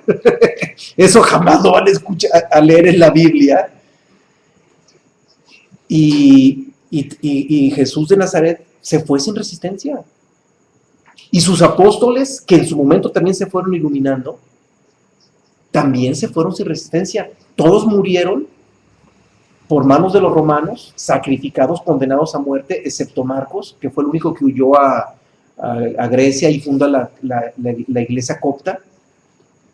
Y excepto él, todos los demás mueren ejecutados por los romanos y se van sin resistencia. Todos sin resistencia, porque eran iluminados y comprendían la ilusión de este mundo. Cuando se comprende la ilusión de este mundo, la neutralidad, insisto, espontáneamente llega. Es espontánea. Y, en fin, esta cita de Chuang Tzu, híjole, insisto, hay que tenerla siempre presente. Nos describe el verdadero estatus de neutralidad de un iluminado. Bien, vamos a otra cita más de Chuang Tzu. Seguimos con otra también exquisita de él. No sufrir daño alguno, tengas o no tengas éxito. Solo un hombre con virtud puede lograrlo. Chuang Tzu. Palabras sabias de Chuang Tzu. Profundas. Y tajantes, ¿no? No, y lo que hablábamos de afrontar la vida, ¿sí? O sea, de hecho, cuando empezó el tema, cuando empezamos la charla de hoy, empezamos por ahí. O sea, estamos educados para luchar por componer el mundo, pero no estamos educados para lo que Chuang Tzu nos está diciendo ahorita, que es para lo que sí debimos de haber sido educados. A ver, repítela porque está exquisita esta cita, ¿verdad? No sufrir daño alguno, tengas o no tengas éxito. Solo un hombre con virtud puede lograrlo. Es la clave. Es que esa es la clave. Con esta frase, Chuang Tzu nos está diciendo cómo debemos transitar la vida. En esta frase, Chuang Tzu nos está diciendo, de manera sintetizada, todo lo que carecemos en nuestra educación. Para lo que no fuimos educados y que debimos haber sido, aquí nos lo dicen unas cuantas palabras, Chuang Tzu. En unas cuantas palabras, ahí está. Y miren, cuando se comprende esto, cuando esto se comprende, cuando alguien asimila esto y vive en ese estatus, surge una especie de compasión por los que no lo conocen, por los que no saben de esta gran clave maravillosa. Es que esa es la clave mágica. Aquí los problemas siguen existiendo, pero dejan de ser problemas. Sí. Dejan de ser problemas. Los problemas dejan de ser problemas. Aunque sigan existiendo, aunque prevalezcan, dejan de ser problemas. Queda todo, ¡pum!, neutralizado. Y ahí está, insisto, la educación debiera de estar circulando alrededor de esto. Esto debiera ser el pivote de la educación de un ser humano. Desgraciadamente, no figura ni en una sola línea de un libro de texto de educación primaria, secundaria o de bachillerato. En ninguno, no existe. Y es el fundamento de la vida. Porque alguien iba a decir, entonces, ¿para qué seguimos estudiando? ¿Para qué seguimos trabajando? Pudiera creerse que no tendría sentido seguir estudiando o trabajando, pero no es cierto. Ya volvemos a lo que comentábamos de la neutralidad. Neutralidad no significa asumir un rol pasivo. El rol pasivo lo ejercen los indiferentes y la indiferencia es producto del ego. Puede ser por el desdén a las personas o por pereza a la actuación. En la neutralidad se actúa. Pero detrás del acto no se entra en el deseo del resultado. Se renuncia al deseo del resultado. Esa es la neutralidad. No. Acércate al micrófono. No, para que escuchen los que nos escuchan por internet. Ya están prendidos. Sí, te comentaba que probablemente las personas en primaria, secundaria, preparatoria, si escuchan esto, van a decir, ¿qué sentido tiene continuar? Y lo que tú comentas, bueno, se justifica lo que digo porque a esa edad no tienes la conciencia para reconocer lo que tú estabas comentando. Sí, claro. Bien, bueno, para empezar, se ocupa tener cierta estatura para asimilar esto. Hay que entenderlo así, ¿eh? No cualquiera asimila esto. Como no cualquiera se acerca a una charla como esta, igualmente no cualquiera asimila esto. Para una persona que no tiene los antecedentes de los temas que ya hemos ido abordando, De repente le pones esto y vas a decir, ¿sabes que estás loco? Sácate con tus cosas. Eso no me sirve de nada. Pero claro, para asimilar esto se ocupan ciertos antecedentes de comprensión, si no, no se asimila. Sí. Oye, pues tú básicamente comentaste que, por ejemplo, el que conoce eso, después le da lástima a los otros que no lo conocen. No dije lástima. No dije lástima. Dije compasión. Compasión. Y no es lo mismo. Pero, bueno, compasión. Entonces ya no estás en la neutralidad porque estás sintiendo algo. En la lástima sí te sales de la neutralidad. En la compasión no. Lo que pasa es que la compasión la confundimos con la lástima. Y fíjate cómo tu pregunta llevaba inherente la confusión. Se confunde la lástima con la compasión y no es lo mismo. La lástima sí surge del ego. Mira, pobrecito, es menos que yo y me da lástima. En la compasión no. En la compasión te unes al sentir del otro y lo comprendes. Comprendes. Compasión viene de comprensión también. O sea, comprendes lo que está viviendo. Comprendes compasión. O sea, te unes a él y entiendes lo que está viviendo y no lo juzgas. Y no lo juzgas. Sí, compasión es un estado de ser. Y es cualidad del ser. Sí. Cualidad del ser. Sí. Y lo confundimos con un estado moral, que es la lástima. Que es la lástima. O sea, tenemos que diferenciar perfectamente esas dos situaciones. Por eso cuando el Buda se ilumina dice, sintió compasión por todo el universo. ¿Sintió lástima? No. No, lástima no. O sea, sintió una profunda sabiduría de todo lo que en ese momento, en su proceso de iluminación, había sentido. Entonces, es un nivel de ser, es un estado de ser, el tener esa compasión. Bien, vamos ahora a una corriente. A ver, otra pregunta, sí. Sobre eso mismo, pues, si es compasión o lástima, también podría ser más preciso consideración para los demás. Consideración también, se aproxima también. No tiene la connotación profunda de la compasión, pero sí se aproxima a la consideración. Bien, vamos ahora al Zen, que es una corriente genial, y digo genial porque el Zen se da como un híbrido en el que se combina el taoísmo con el budismo.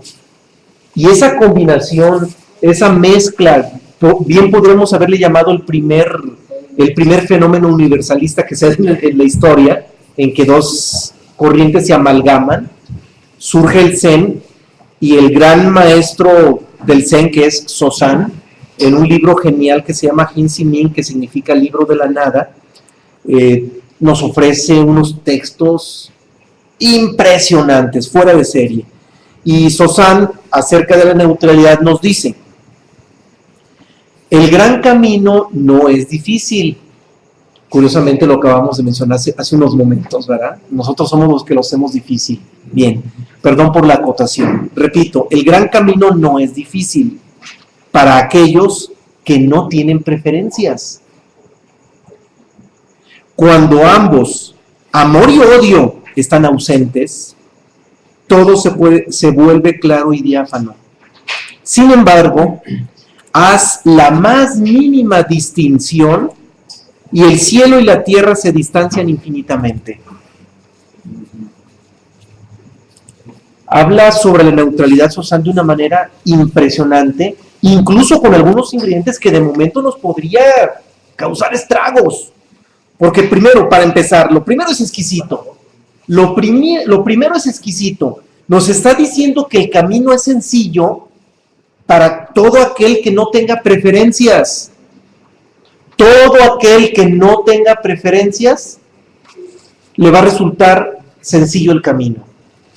En pocas palabras, siendo neutrales, el camino va a ser sencillo, por añadidura. En la neutralidad, el camino es sencillo. Esas primeras líneas son geniales desde allí. Nos está dando esa gran clave.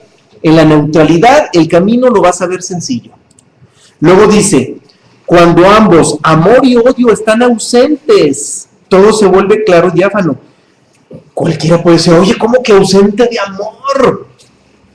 Por supuesto que no está hablando del amor de Dios, no está hablando del amor absoluto, está hablando del amor terrenal, está hablando de lo que nosotros mentalmente conocemos como amor. Y ahí entra nuevamente la neutralidad. No tiene que haber ni amor ni odio. Pero vuelvo a insistir, está hablando del amor terrenal, el amor humano, no está hablando del amor absoluto. Entonces, hablando del amor humano, tenemos que ir más allá del amor y el odio. Ahora imagínense, si para muchísimos resulta difícil comprender lo que significa ir más allá del bien y del mal, y ya descubrimos que no podríamos entender lo que significa ir más allá del bien y del mal si no comprendemos la neutralidad, pues imagínense lo difícil que le resultaría a cualquier humano que no entienda la sabiduría universal entender lo que significa ir más allá del amor y del odio. Como que, a ver, ¿qué pasó? ¿De qué me estás hablando? ¿Cómo está eso de ir más allá del amor y del odio? Pues así es. Y se comprende genialmente si entendemos el principio de neutralidad. Si comprendemos la esencia de la neutralidad, ahí entendemos lo que es ir más allá del amor y del odio. Y desafortunadamente las religiones, casi todas, hablan del amor, que en términos filosóficos es correcto, porque el amor absoluto de Dios es donde está la verdad, es donde está la conciencia del ser, pero ya en el discurso, la feligresía percibe una concepción moral del amor y creen que esa concepción moral del amor es la que nos puede acercar a Dios. Y sorpresa, no nos lleva a ningún lado. A lo único que nos lleva es a experimentar las oscilaciones del amor y del odio. Es a lo único que nos lleva, a experimentar esas oscilaciones entre el amor y el odio. Por eso, Sosa nos dice que cuando están ausentes el amor y el odio, todo se vuelve claro y diáfano. Porque está hablando de ese amor y odio correspondiente a la dualidad. Sí, la dualidad, los extremos que al final de cuentas están fluctuando, esa fluctuación. Bien, dejamos el Zen y nos vamos ahora al budismo. En el Evangelio de Buda aparece también una cita, vamos a leer dos citas de Buda, una de ellas nos va a hacer el favor de leerla Juan Carlos, donde también Buda habla de esa neutralidad, y conste que se dice mucho que Buda fue el maestro del amor. Los budistas hablan de Siddhartha Gautama como el maestro del amor, y pues vamos a ver qué nos dice Buda. Buda nos dice que no considere el hombre si una cosa es agradable o no. El amor al placer engendra disgusto, y el temor al dolor crea miedo. El que está libre del amor al placer y del temor al dolor, no conoce ni el disgusto ni el miedo. Evangelio del Buda. Bien, aquí hay que estar en un estado de no elección. También cuando estamos en la vida y queremos elegir las cosas o calificarlas, ya no estamos a nivel de la conciencia, estamos a nivel de nuestra mente. Nuestra mente analiza, nuestra mente está dándonos la calificación acerca de todo lo que vemos, todo lo que hacemos. Siempre está calificando o cuantificando nuestra mente. Pero a nivel de la conciencia es la no elección. Siempre sencillamente ve las cosas como son y no elige. Es por eso que aquí en el Evangelio de Buda dice que no hay que caer en el amor al placer, porque nos va a engendrar un disgusto cuando ese amor al placer se va, o temor al dolor, que nos va a crear constantemente un miedo. ¿Por qué? Porque vamos a estarle dando esas fluctuaciones dentro de la relatividad que vivimos, acerca de en la parte de la existencia cuando estamos sufriendo, le vamos a dar su valor, o cuando estamos en la parte en la cual estamos disfrutando de algún placer, también le vamos a dar un valor. Cuando estamos en una conciencia de no elección, simple y sencillamente esto pasa, vemos que la vida está fluyendo y se acabó. Bien, vamos a la segunda del Evangelio de Buda. Esta hace sintonía plena con la de Sosán, porque también nos habla de eso que es difícil comprender, que es ir más allá del amor y del odio. Que les insisto, pues es universal, o sea, estos ingredientes tienen que estar en todas las corrientes, no es patrimonio de uno, son ingredientes universales.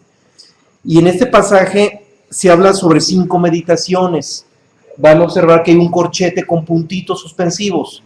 Eso significa que se está omitiendo un pedazo que no es necesario, porque en este fragmento nos interesa la 5ª meditación. ¿Qué es lo que dice Buda sobre la 5ª meditación? Y dice, la 5ª es la meditación sobre la serenidad, en la que debes elevarte por encima del amor y del odio, viendo tu propia suerte con imparcialidad y una tranquilidad perfectas. ¿Podría haber hablado Buda de una manera más clara sobre la neutralidad? La desvinculación con la existencia es neutralidad.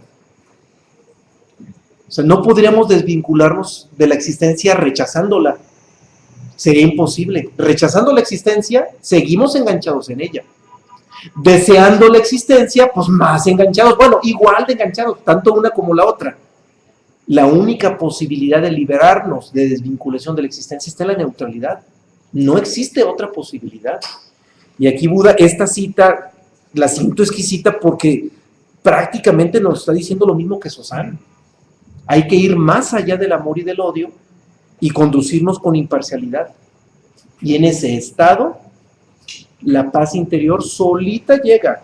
La tranquilidad es perfecta. Bien, vamos a la siguiente. Ahora nos vamos a la filosofía helénica. Nos vamos con Pitágoras.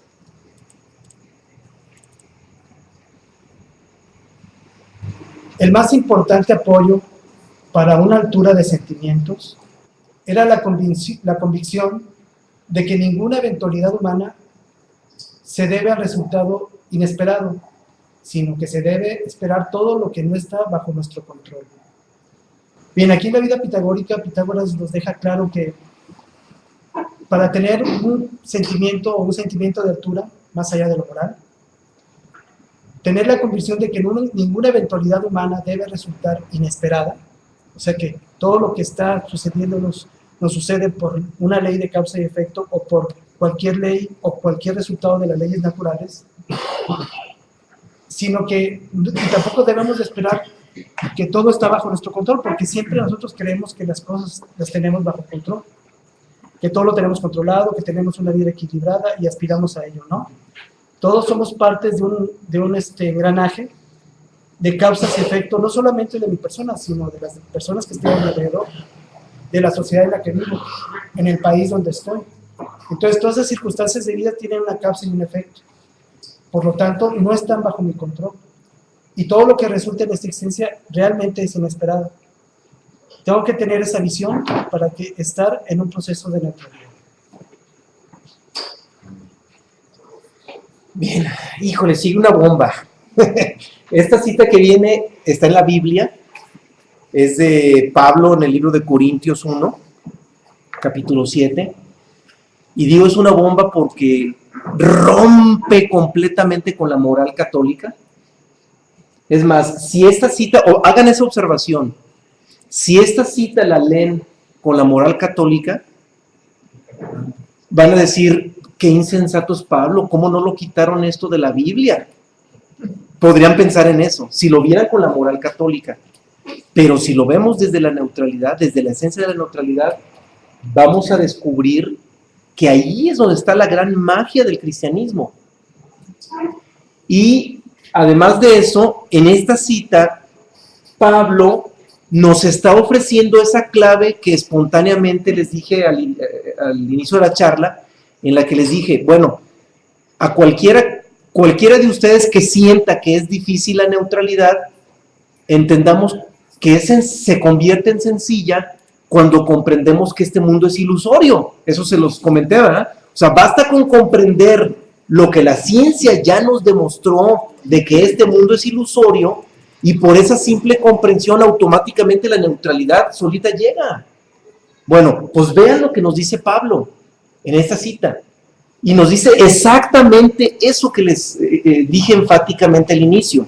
Dice, hermanos, el tiempo es corto. Resta pues que los que tienen esposa sean como si no la tuviesen. Bueno, desde ahí, por eso les insistí, si lo ven con la moral católica, van a decir, ¿cómo es posible que hayan dejado esto en la Biblia? ¿Qué pasó? ¿Por qué no lo quitaron? ¿Qué pasó aquí, verdad? Pero no, insisto, esto solamente lo podemos comprender si entendemos la neutralidad. Bien, vuelvo a repetir, hermanos, el tiempo es corto. Resta pues que los que tienen esposas sean como si no la tuviesen, y los que lloran como si no llorasen, y los que se alegran como si no se alegrasen, y los que compran como si no poseyesen, y los que disfrutan de este mundo como si no lo disfrutasen, porque la apariencia de este mundo se pasa. Queda clarísimo. O sea, ¿por qué? O sea, primero, ¿qué manera tan precisa de hablar de neutralidad? O sea, primero está hablando con una precisión de que es el momento en que nos mantengamos en neutralidad ante todo, hasta ante la esposa. Imagínense. O sea, es el momento de la neutralidad ante todo. Ahora, ¿por qué la neutralidad? Porque las apariencias de este mundo pasan. Porque este mundo es ilusorio. O sea, todavía nos dice por qué tenemos que estar en neutralidad. ¿Por qué es ilusorio este mundo? Y vuelvo a insistir, ahí está la gran clave. ¿Queremos que nos resulte sencilla la neutralidad? Bien. Que nos haga clic aquí. Este mundo es un sueño, es ilusorio, es pura apariencia. Literalmente lo dice Pablo, apariencia. Y es una apariencia que se va. A ver, escuchamos. Sí, es que precisamente en la dualidad existe lo que es pasado y futuro. Y al entrar en neutralidad total, entras en un presente. Hablaste de algo genial. O sea, no es necesario que estés, mientras estés de un lado o de otro, nunca vas a poder entrar a esa neutralidad al origen. Perfecto. Al origen. Perfecto, bien. Abordaste un tema que no lo habíamos puesto sobre la mesa, porque es un tema que viene adelante, pero genial que lo hayas puesto sobre la mesa. Mucho se ha hablado del estado de presente, que la conciencia solamente llega en el presente. Bueno, el presente es un estado de neutralidad, es la neutralidad entre el pasado y el futuro. Y hago una aclaración, no lo quise enfatizar ahorita porque el tema del presente ya no llegamos a él, creo que es el tema 21 o 20 por ahí más o menos, ahorita estamos en el tema 14. Vamos a hablar del presente como tema, lo vamos a abordar como tema, pero mucha gente cree equivocadamente con una visión lineal, creen que el presente es lo que está en medio, creen que es la línea divisoria entre el pasado y el futuro, y no, el presente es un estado de neutralidad hacia el tiempo. Es un estado en el que estamos más allá del tiempo. No es esa línea divisoria. Y como en muchas corrientes pseudoesotéricas se les hace creer que el presente es estar en medio del pasado y del futuro, pues la gente se pone a meditar buscando el presente y lo único que hacen es meterse en estado de ansiedad. Porque no comprenden que la connotación o la cualidad natural del presente es la neutralidad. Y es una neutralidad que nos permite ir más allá del tiempo. Es lo que nos separa del tiempo, lo que nos neutraliza del tiempo. Y el tiempo es pasado y futuro. La palabra presente no entra en el tiempo. Lo que pasa es que como en la primaria se nos enseñó a conjugar los verbos, y se nos dicen que los verbos se conjugan en pasado, presente y futuro, pues ya nos quedó en la cabeza la idea equivocada de que el presente forma parte del tiempo. Y no es así. Eso es un error hasta lingüístico, vamos. El presente es un estado de neutralidad hacia el tiempo. Por eso, bueno, cuando ya veamos el tema del presente, vamos a descubrir muchas cosas y lo vamos a tener que vincular inevitablemente sobre el tema de la neutralidad, ¿eh? Qué bueno que lo citaste, fue maravilloso, se nos pudo haber escapado ese detalle, sí. A ver, hay otra pregunta, si pasan el micrófono, por favor. Pues, había escuchado también la frase de caminar por la senda del filo de la navaja, de aquí como, esa es la neutralidad. ¿Es la neutralidad? Eso que sí. Ni para un lado ni para otro, derechito. Sí, no, es la neutralidad. Nomás que también igual con el concepto de la senda del filo de la navaja, podemos pensar que estás en medio de dos cosas, y no. En realidad el filo de la navaja es separarte de la dualidad. es la neutralidad hacia la dualidad, nomás que se corre el riesgo de verlo geométricamente a través de una geometría lineal, y ese es el problema. Toda visión de geometría lineal nos confunde. La verdadera geometría es hipergeométrica, bueno, tiene que ver con el hiperespacio, etcétera, etcétera. Tenemos que verlo más allá, o sea, no nos debemos de quedar con la geometría lineal. ¿Sí? Gracias. Te queda atrás el futuro y adelante. Pues sí, creemos que estamos en medio, pero no. La neutralidad no es estar en medio. Miren, neutralidad no es estar en medio del bien y del mal. Es sustraerse. La neutralidad no es estar en medio del amor y el odio. Es sustraerse de esa dualidad. Igual ahorita, neutralidad no es mantenernos en medio del pasado y del futuro. Es sustraernos del tiempo. O sea, la neutralidad es magia. Es la verdadera magia, es una magia pura. Es que precisamente cuando ponemos una línea le ponemos valor, precisamente es eso, el no ponerle valor a esa línea es permanecer en neutralidad. Sí. Cuando se pone valor entra el juicio y es cuando ya... Bien, escuchamos otro comentario. David, ¿hasta qué punto tengo la responsabilidad, aún en mi propia familia, cuando ya quiero ser completamente neutral? ¡Híjole! Muy buena pregunta. Mira, mira, si te la respondo, si yo te doy una respuesta a través del budismo, van a decir que yo soy muy insensato, aunque el insensato no sería yo, en este caso sería Siddhartha Gautama, porque Buda, cuando descubrió que era fundamental y que era el único propósito verdadero de la vida, desvincularse de toda esta locura, Buda no solamente abandonó, es muy bonito decir, suena muy bonito decir, abandonó el reino y renunció a sus títulos de príncipe heredero. No, abandonó a su esposa y a sus hijos, también. Así de radical lo hizo Buda. Ahora, no nomás le echemos toda la tierra a Buda y no culpemos a Buda de radical. Jesucristo dijo, todo aquel que no sea capaz de dejar a su esposa, a sus padres, a sus hijos por mí, no es digno de mí. Así, o sea, así de radical fue Jesucristo. Entonces, la respuesta es así de radical a la luz de la universalidad. Pero también hay que entender, ¿tenemos la lucidez para comprender una decisión como esa? Ahí es donde hay que entender. Si en este momento yo no tengo la lucidez para comprender una decisión como esta, mejor abstente de la decisión. Entonces mejor hay que actuar en función de la limitada luz que tengamos en este momento.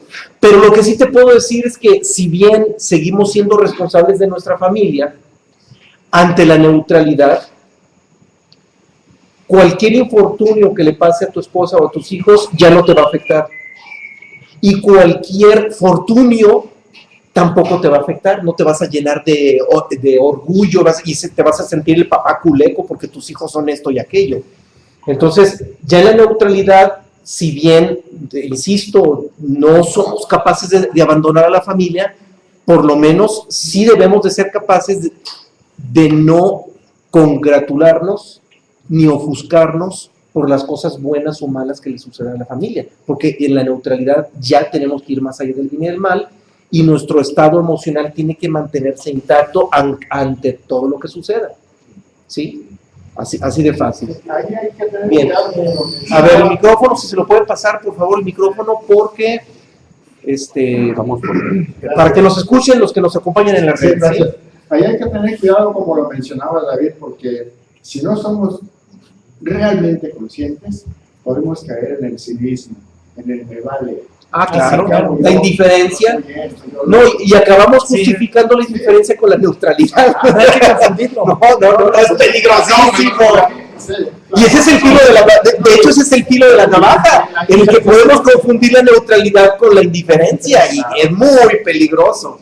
Sí. No, en la India actualmente hay mucha gente que utiliza esta forma, ¿no? Creer que mira, en la neutralidad y lo que hacen es ser unos irresponsables, ¿no? Mira, en la India está la desfachatez, y yo lo vi con mis propios ojos, que si vas por el campo en la carretera, claro, está tan poblada la India que aunque vayas en carretera ves gente por todos lados. Oye, imagínense 1.100 millones o sea, 1.100% más habitantes que México, con un territorio un 20% mayor.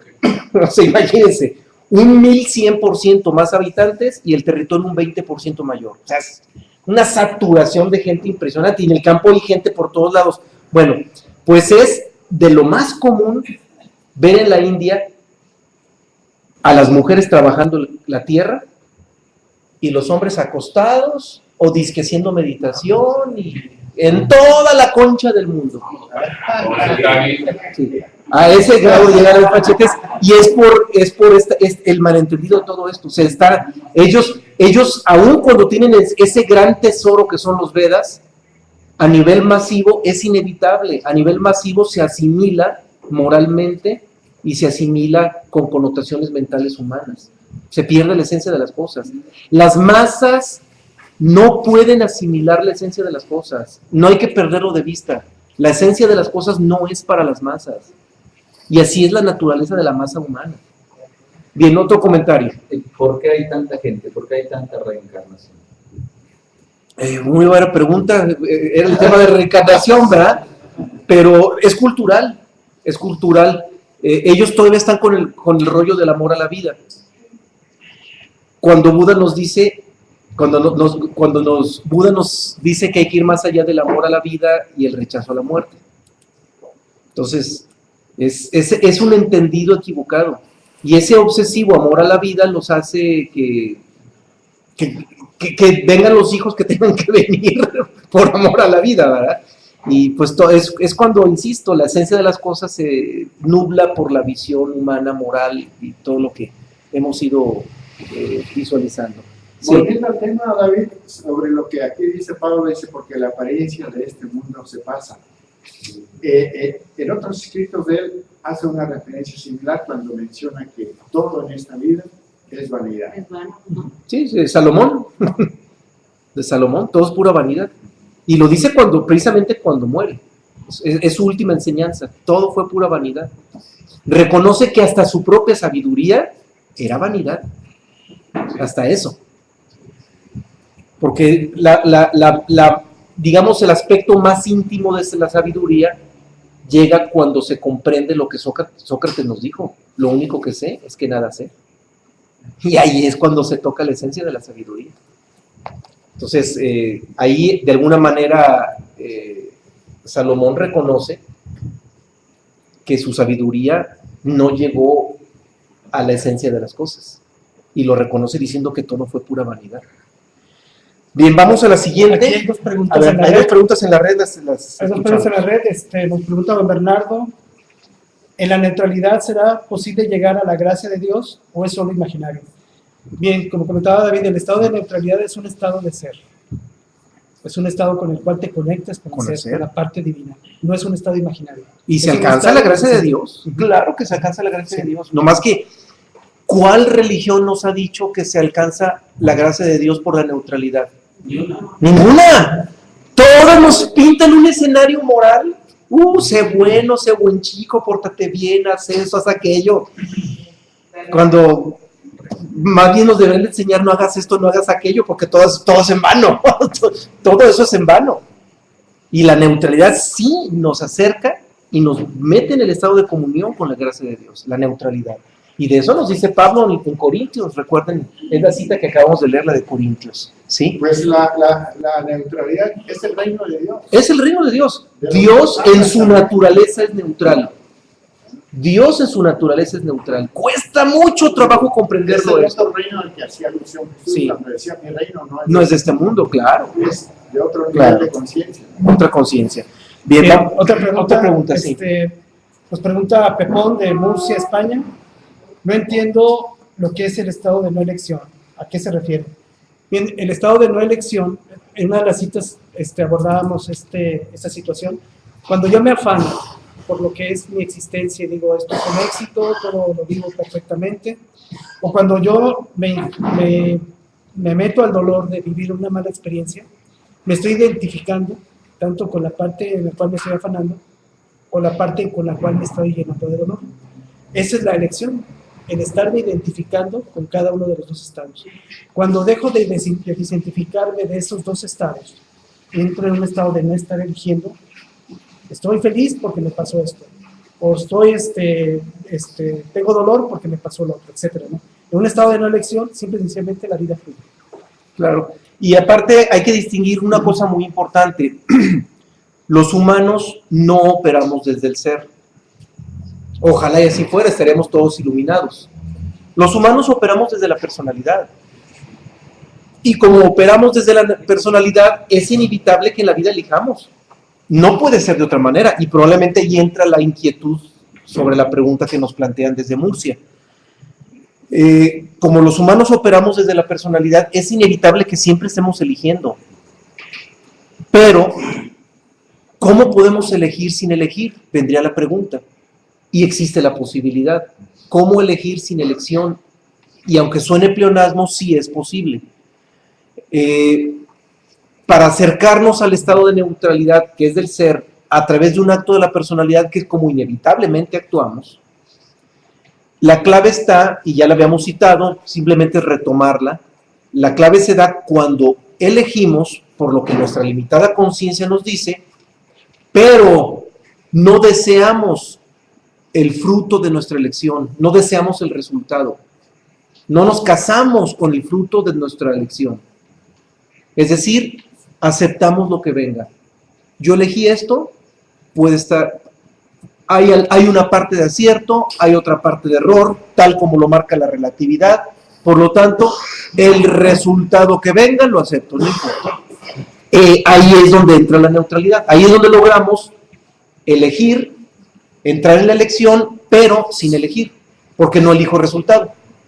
O sea, elegí qué hacer, pero ya no entro en el deseo del resultado de lo que hice. Como dicen en psicología, no engancharse.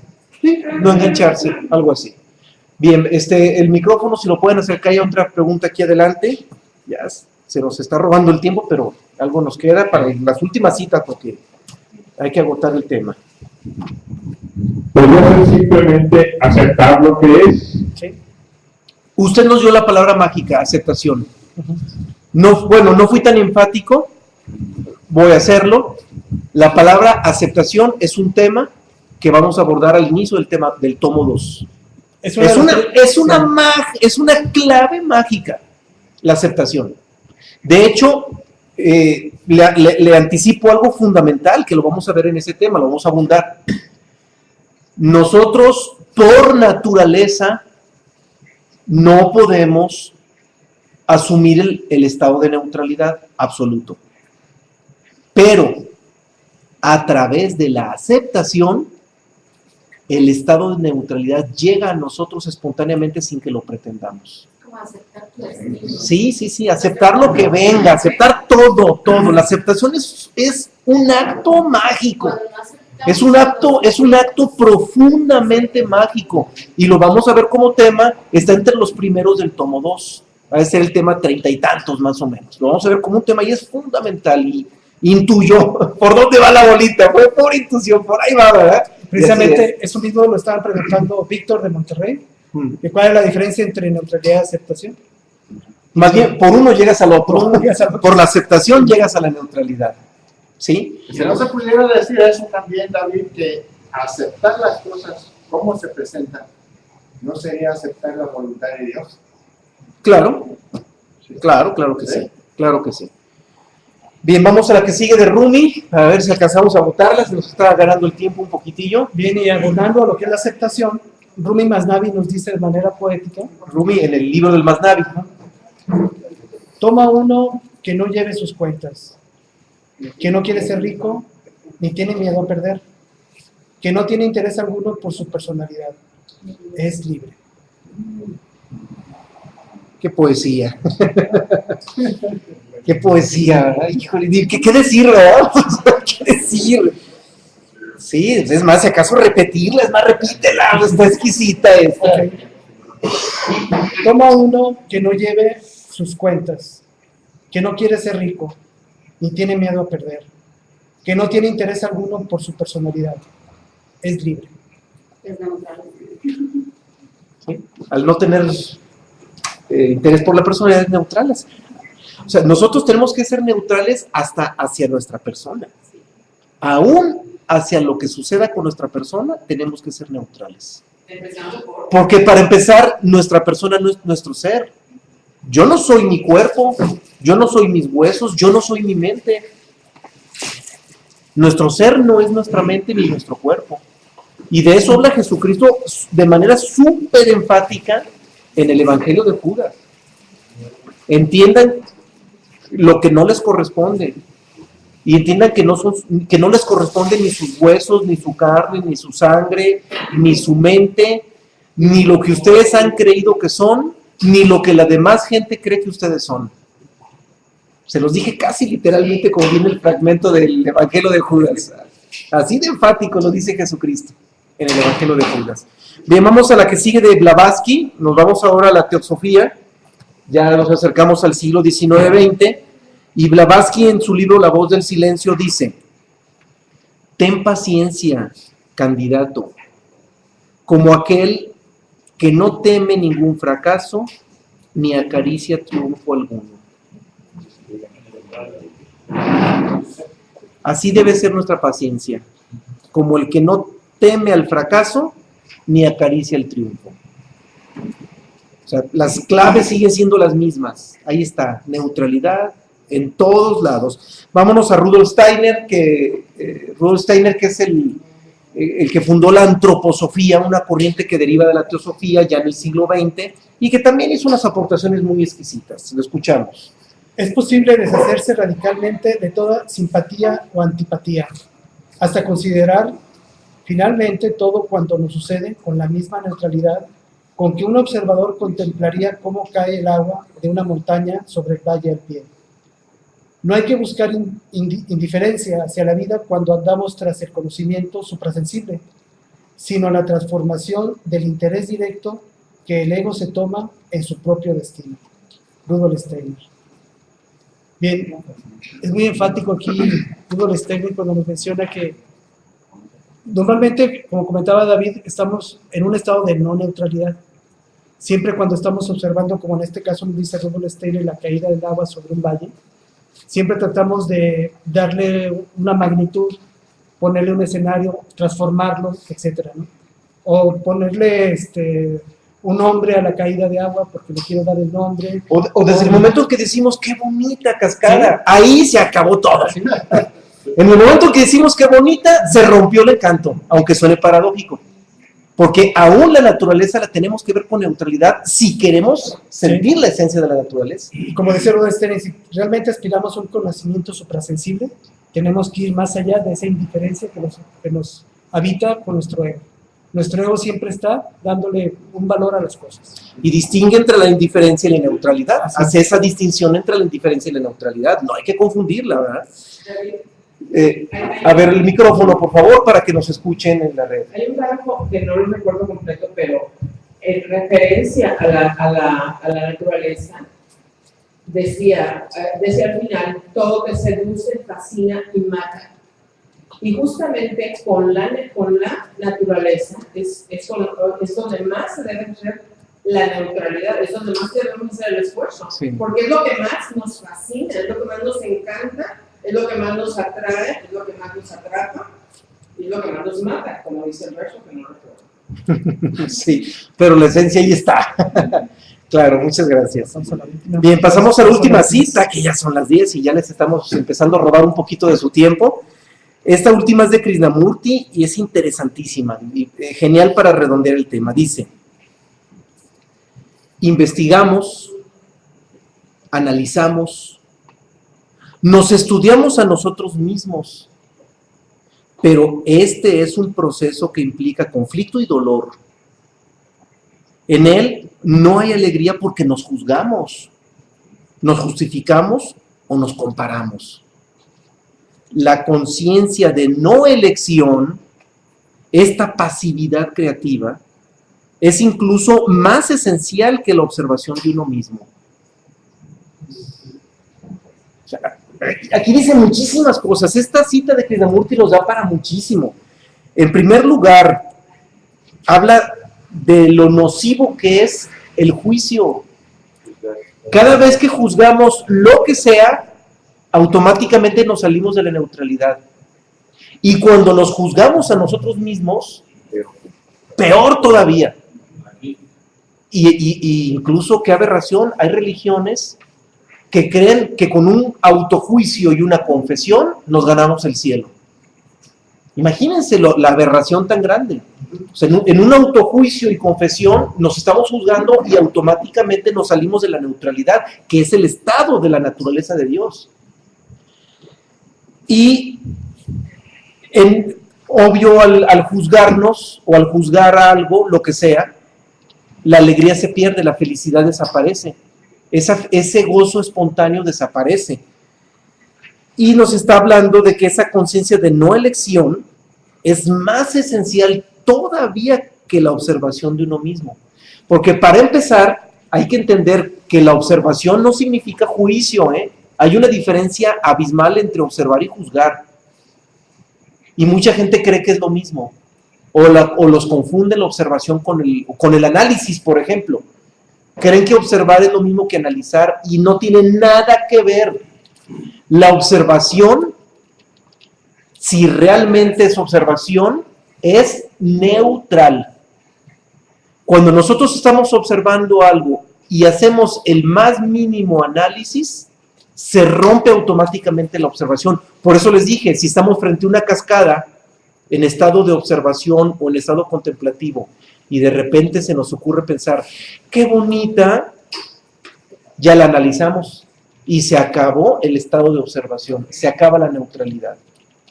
Por eso dice que la conciencia de no elección, que es la neutralidad, es todavía más esencial que la observación.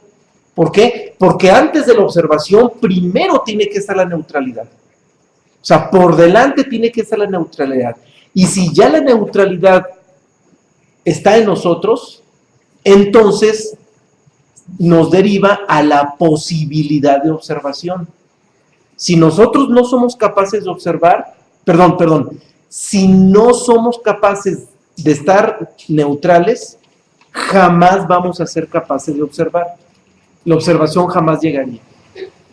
Por eso está antes la neutralidad de la observación. Y vuelvo a repetir, la observación, sea hacia afuera, sea hacia uno mismo, la observación tiene que ser neutral. Si no, automáticamente deja de ser observación. No perdamos de vista esto. Bueno, pues con esto redondeamos, con eso cerramos el tema.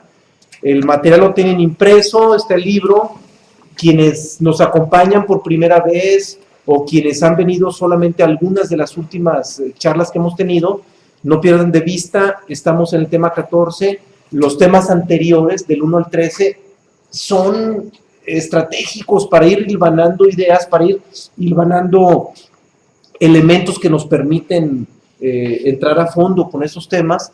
Les sugiero que lo retomen en el libro que ya hemos mencionado, Principios de Sabiduría Universal. Para quienes nos ven en la red, lo tenemos en nuestra página web www.centrouniversalista.com. Pueden bajarlo gratuitamente, el PDF de este libro, ahí lo tenemos a su disposición. Y quienes están aquí en Guadalajara y quieren adquirirlo con nosotros se los podemos ofrecer.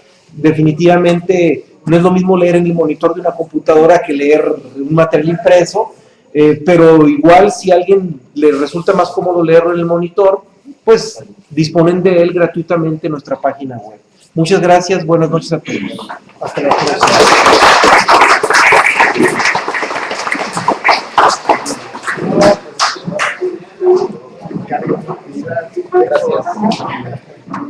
Es impresionante que en la religión se hoy que la religión